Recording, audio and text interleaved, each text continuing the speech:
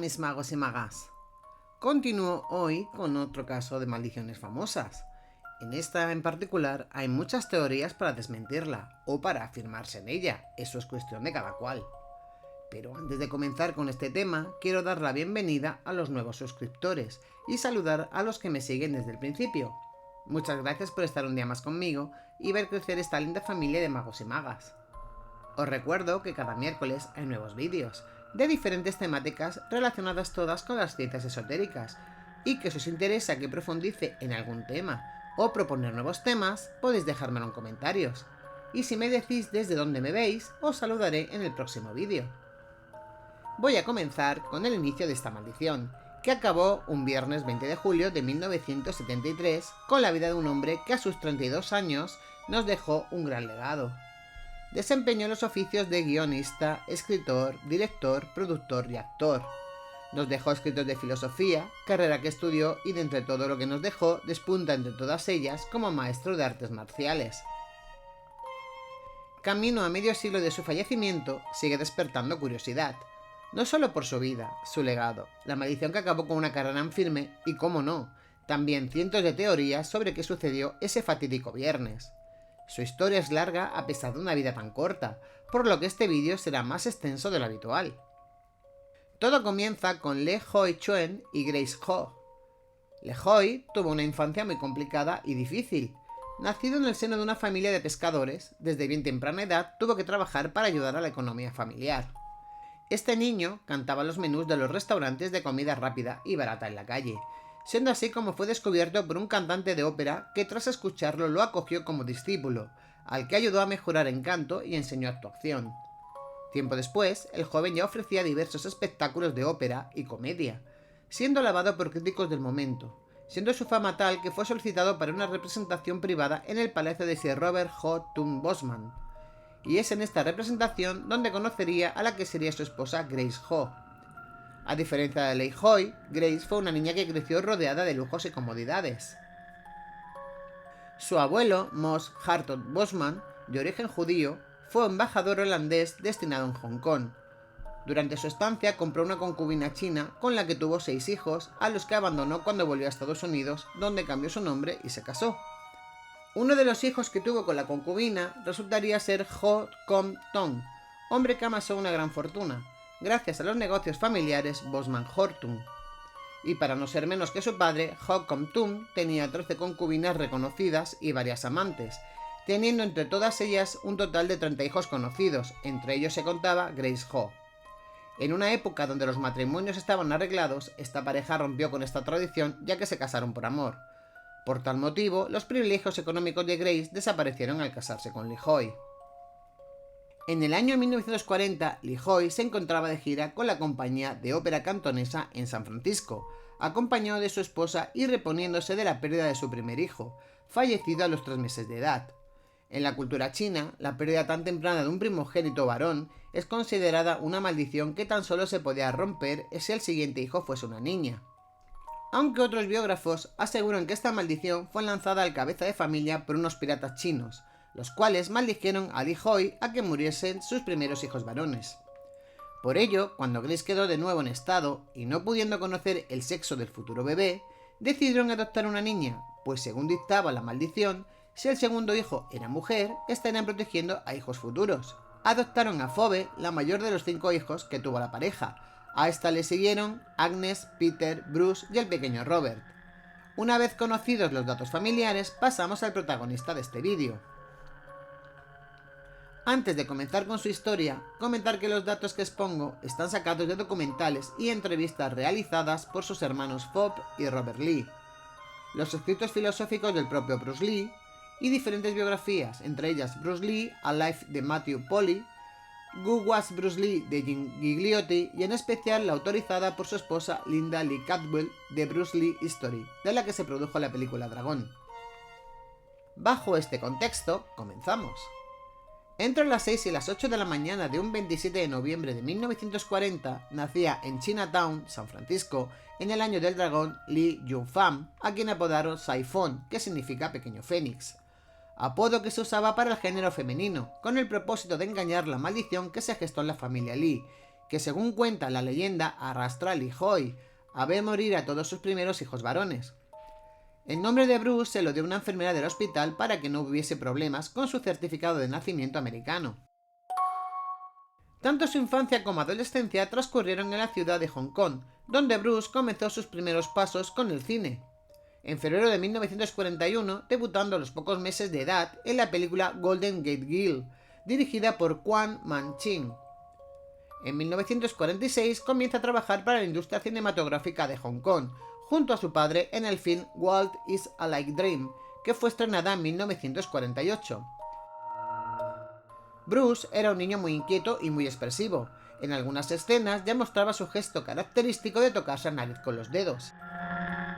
Para su primera aparición como protagonista, el escritor y dibujante Yuen Bo-wan, amigo de su padre, le da el nombre artístico de Le Xin Lung, que significa pequeño dragón, nombre con el que rodó varias películas que le orientarían al estrellato.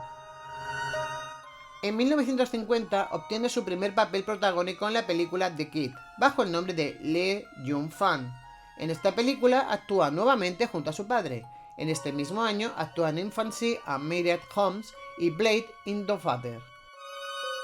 En 1952 comienza en el colegio La Salle, en Hong Kong, una escuela católica para chinos, lugar donde empieza a usar su nombre americano.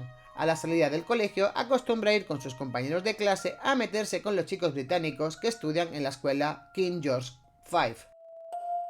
En 1953 dan inicio a sus entrenamientos con el maestro de artes marciales Yip Man.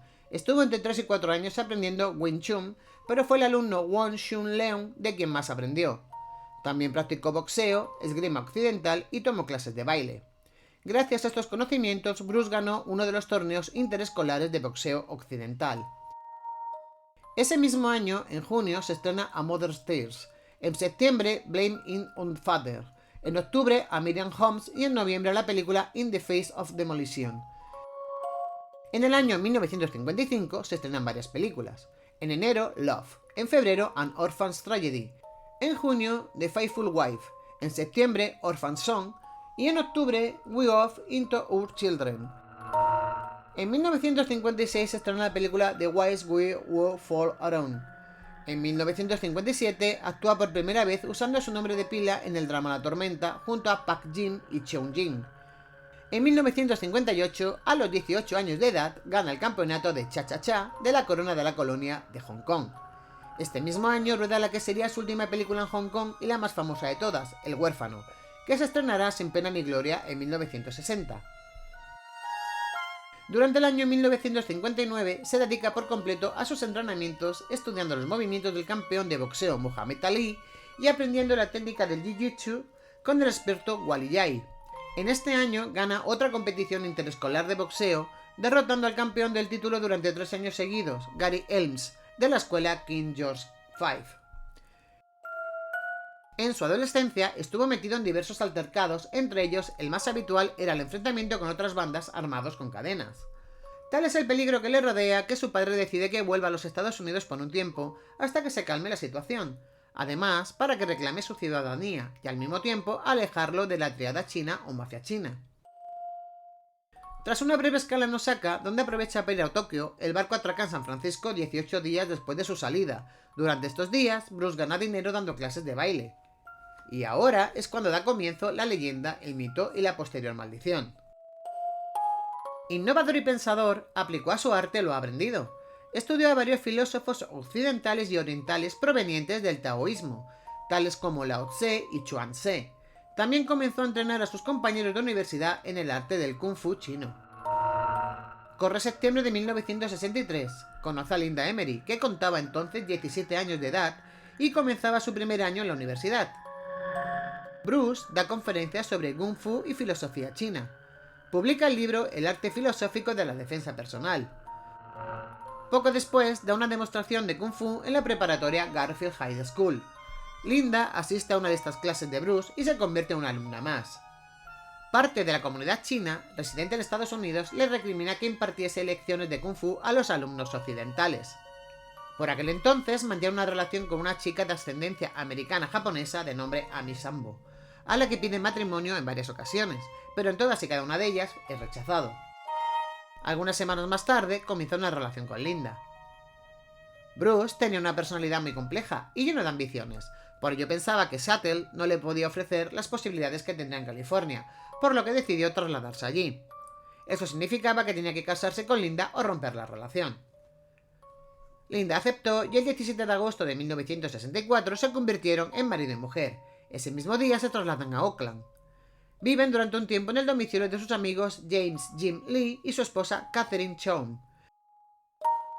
James Jim Lee fue el responsable de presentar a Bruce a Ed Parker, el organizador del Campeonato Internacional de Karate de Long Branch, donde Bruce fue presentado por primera vez a la comunidad de artes marciales en 1964. También fue cofundador junto a Bruce del Instituto de Jung Fan Kung Fu en Oakland, donde impartió clases en ausencia de Bruce. En este mismo campeonato se reúne por primera vez con Dan Inosanto, quien sirvió de sparring. Inosanto quedó tan impresionado con el estilo de Bruce que pidió acompañarlo en futuras demostraciones. Maravillando al público con la velocidad con la que puede dar patadas y puñetazos al tiempo que da una lección sobre su personal forma del Kung Fu. Inosanto fue aceptado como alumno.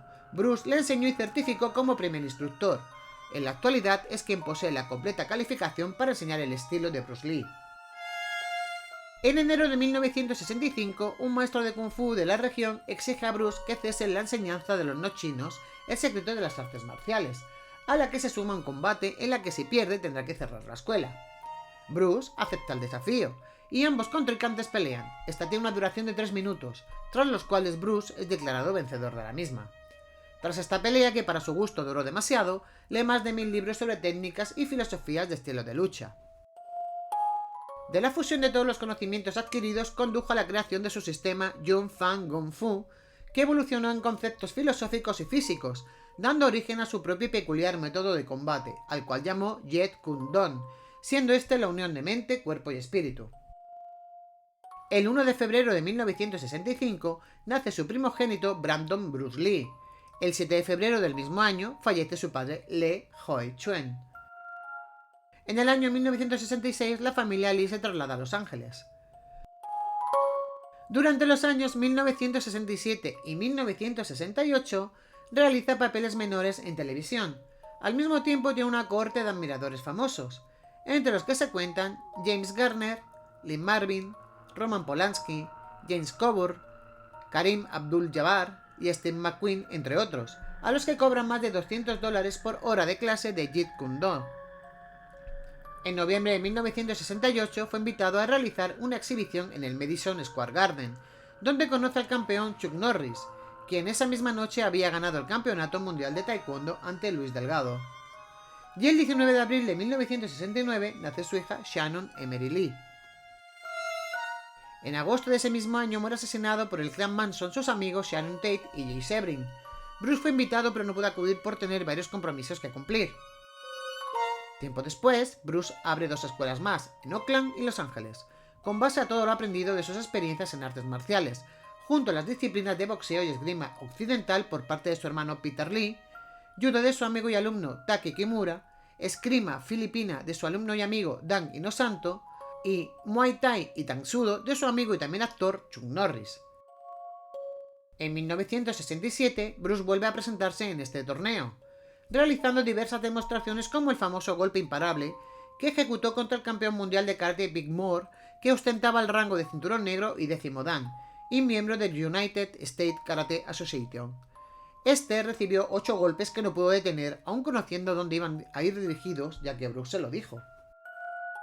Tal exposición llama la atención del peluquero Jay Sebring, del productor del programa Batman de William Dozier, que al ver una grabación de lo que hizo en el torneo, llama a Bruce para que acuda a Los Ángeles para audicionar para la serie que estaba en preparación, Number One Son, que era protagonizada por el hijo del famoso detective Charlie Chan, creado en 1925 por el novelista E.R. Del Villiers. La audiencia fue todo un éxito, pero la serie no llegó a producirse. Animado por Linda, acude a varias audiciones para convertirse en actor de cine, pero en aquellos años los papeles están muy estereotipados, y tuvo que conformarse con el papel del criado Kato en la serie El Avispón Verde, emitida durante los años 1966 y 1967. El personaje de Kato catapultó a Bruce como máxima estrella en Hong Kong. Entre los años 1968 y 1971 participó con papeles menores en diversas películas: Marlowe, Aquí vienen los puentes y Blondie en 1968, Iron Shine in the Wrecking Crew en el año 1969 y Walk in the Spring Rain en 1970. En este mismo año, 1970, sufre una lesión en la espalda mientras entrenaba, lo que le obligó a estar en terapia inmovilizado durante varios meses. En este tiempo escribe el libro El Tao del Jeet Kune Do. Decepcionado por no haber sido elegido para el papel protagonista de la serie The Warrior, en la que la Warner Bros. Cambió el protagonista chino por alguien occidental con rasgos asiáticos, eligiendo para el papel a David Carradine y cambiando el nombre de la serie por Kung Fu. En 1971, tras volver de Hong Kong, comienza a trabajar con James Coburn y Sterling Silifante en el guion de una película de carácter filosófico sobre las artes marciales, llamada The Shaolin Flout, pero esta no llegó a realizarse. Contacta con Raymond Chow, productor del cine de la compañía Orange Ski Golden Harvest, productora y distribuidora de películas ubicada en Hong Kong. Chow le ofrece el papel protagonista en 2 de sus películas, ofreciéndole la cantidad de $15,000 por ambas. Acepta y se traslada a vivir a Hong Kong junto a su familia, cerrando los 3 institutos tras dar instrucciones a sus directores de Seattle, Oakland y Los Ángeles de no seguir dando clases con fines comerciales del estilo marcial que les había enseñado. En julio de ese mismo año filma su primera película como protagonista en El Gran Jefe, también conocida como Karate a muerte en Bangkok. Cosecha tantos éxitos de taquilla que bate todos los récords existentes hasta la fecha en Hong Kong. Al año siguiente, en 1972, repite como protagonista en su segunda película, Furia Oriental, dirigida por Lo Wei, rompiendo con todos los récords que había logrado con El Gran Jefe. Bruce decide fundar su propio estudio cinematográfico, al que nombra Concord Production Inc. junto a Raymond Chow, filmando con esta su tercera película, El Furor del Dragón, filmada en Italia, donde se enfrenta al campeón mundial de taekwondo Chuck Norris en el Coliseo Romano, denominada como la pelea del siglo, siendo esta el debut en el cine de Chuck Norris, donde también actuaba el campeón de karate Robert Wall. En 1973 comienza una película con Warner Bros., Operación Dragón, dirigida por Robert Close. Es la primera película que cuenta con un gran presupuesto, de hecho es la primera vez que ambas industrias, americana y china, se unen para la realización de una película. Al igual que las anteriores, cosecha un gran éxito en taquilla. Este mismo año comienza a rodar las escenas para su próxima película, que sería Juego con la Muerte, película que no terminará y que será estrenada tras su muerte, completándose esta con un sustituto para el metraje final. Su muerte. El 10 de mayo de 1973 sufre un ataque de epilepsia durante una sesión para la película Operación Dragón. De inmediato fue trasladado de urgencias, donde manifestó sufrir un fuerte dolor de cabeza. Segundo después comenzó a tener convulsiones y vómitos, hasta finalmente sufrir un colapso por el cual perdió el conocimiento. El cirujano que le atendió, Peter Gu, desconocía por completo a qué se debía la hinchazón cerebral que le provocaba hinchazón y fuertes dolores de cabeza. Para contener estos síntomas se le administró manitol. Tras un corto periodo en el hospital se le dio de alta. Bruce manifestó a sus amigos que no sería así como él moriría. Este mismo mes vuelve a Los Ángeles para realizarse un examen médico completo en la Universidad de California. Las pruebas que le realizaron no encontraron ninguna anomalía. Es más, le dijeron que tenía la salud y el cuerpo de una persona de 18 años de edad. Sin embargo, le explicaron que la pérdida de conocimiento sufrida días atrás se debía a un edema cerebral por tener exceso de líquido que rodea al cerebro. Para disminuir los síntomas y reducir el líquido le recetaron Dilantin, un medicamento que calma la actividad cerebral. De nuevo en Hong Kong, se reincorporó enseguida a su rutina diaria, sin cambiar ni un ápice de su estricta dieta, que consistía en arroz, pescado y una combinación de verduras, excluyendo cualquier alimento que incluyese harinas y azúcares refinados. Hasta el día de su fallecimiento no manifestó dolencia alguna, tan solo leves dolores de cabeza y de forma esporádica. El 20 de julio de 1973 resultó ser un día de gran ajetreo. Se encontraba en Hong Kong, donde filmó varias escenas. Más tarde, se reunió con el productor Raymond Chow en el apartamento de su amiga la actriz Betty Ting Pei y el actor Josh Lazenby, con quien iba a discutir una posible participación en su próxima película. Sobre las 7:30 p.m., Bruce se quejó de dolor de cabeza. Betty le suministró un analgésico común llamado Equagesic, que contiene aspirina y miprovamato. Tras tomarlo, se acostó. Pasaron un par de horas y al ver que Bruce no bajaba, Betty subió a ver cómo se encontraba. Al verlo inconsciente, llamó de inmediato a Chow. Este decide llamar al médico privado de Betty, el Dr. Eugene Chu. El médico llega alrededor de las 10 p.m. El médico señala que Bruce se encuentra en coma profundo y sin pulso. No presenta signos de respiración. Tras 10 minutos en los que trata de reanimarlo sin éxito, se llama a una ambulancia. Alrededor de las 10:30 p.m. llega al Queen Elizabeth Hospital, donde comenzaron los intentos de reanimación, consistentes en masajes cardíacos seguidos de descargas eléctricas, pero no tuvieron efecto alguno. Bruce Lee había ingresado cadáver al hospital. Chow se pone en contacto con Linda para comunicarle el estado de su esposo. Sobre las 11:30 p.m., Chow anuncia oficialmente a la prensa la muerte de Bruce Lee. Debido a que el cuerpo de Bruce no presentaba signos externos que indicasen alguna lesión, se realiza la autopsia. Esta reveló que la muerte fue como resultado de una inflamación cerebral severa, debido a una acumulación de líquido que provocó que el tamaño del cerebro aumentase un 13%, que fue la causa de un aneurisma. Aunque no se descartaba que se debiese, en parte, a una reacción alérgica al Equagesic o a alguno de sus componentes. Su legado. Pocos personajes de la historia pueden presumir de haber dejado tan gran legado con tan solo 32 años de vida como dejó Bruce Lee. Su imagen, que continúa intacta a través de los años, quedando en la historia como lo que fue, y aún es, una gran leyenda de las artes marciales. En el año 1999 fue elegido por la revista Time como uno de los 100 hombres más influyentes del siglo XX. Participó en 8 series de televisión entre los años 1966 y 1973. Fue el protagonista de películas de culto: Karate Amor de Bangkok, Furia Oriental, El Furor del Dragón, El Juego con la Muerte y Operación Dragón, que se estrenó 6 días después de su fallecimiento. Fue el autor de 2 libros. En 1963, Kung Fu Chino, el arte filosófico de la defensa personal, y en 1972, junto a James Jim Lee, Wing Chun Kung Fu Chino y el arte de la defensa personal. Su figura y carisma han sido y son fuente de inspiración, y a día de hoy se sigue publicando sobre él. La revista Bruce Lee Mania, publicación oficial del European Bruce Lee Club, que cuenta con el apoyo de la Fundación Bruce Lee. Y pasamos a las teorías. Son muchas las teorías que pesan sobre la muerte de Bruce Lee. Fanáticos y conspiracionistas, todos tienen algo que decir al respecto. Hay demasiadas, por lo que solo mencionaré las que tuvieron en su momento más repercusión. Estas fueron: sobredosis de drogas, asesinado por la mafia china, envenenado por su ahora denominada amante Betty Tin Pei, que trabajaba para una sociedad secreta que lo quería muerto, un golpe de calor, por alergia a la aspirina o al miprovanato, o asesinado por una prostituta en defensa propia, porque Bruce Lee estaba bajo la influencia de un poderoso afrodisíaco que le hizo perder el control. Pero entre todas las teorías, la que tiene más peso es la de la maldición, que resurgió como ave fénix, tras la muerte accidental de su hijo Brandon, 2 décadas después de la muerte de su padre, cuando recibió un tiro real en lugar de un disparo de fogueo en el abdomen mientras rodaba la película El Cuervo, dando vida a Eric Draven. El proceso de extraer la bala tomó 6 horas y no obtuvo éxito. Brandon, a la edad de 28 años, murió en la mesa de operaciones a la 1:03 p.m. del 31 de marzo de 1993. Ambos están enterrados en el cementerio de Lakeview, en Seattle, Estados Unidos. En el año 2005, Filkins, un médico de gran prestigio, afirmó que la explicación oficial de la muerte de Bruce era errónea, debido a que las reacciones alérgicas a los fármacos presentan indicios, como hinchazón irregular en el cuello o insuficiencia respiratoria.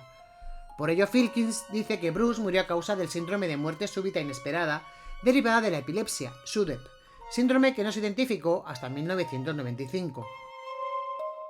Otra teoría es la del forense Michael Hunter, que presentó en su programa Autopsias de Hollywood en el Discovery Channel, en el que argumenta que Bruce colapsó a causa de una crisis suprarrenal como efecto secundario al uso excesivo de cortisona que tomaba para tratar el dolor que le producía una hernia discal. Y por último, en el año 2018, el biógrafo Matthew Polly revela según sus investigaciones la verdadera causa que ocasionó la muerte de Bruce. Su teoría basa su muerte en un golpe de calor y no en el edema cerebral a causa de una posible reacción adversa al Equagesic. Según Polly, 10 semanas antes del fatal desenlace, Bruce se habría desplomado.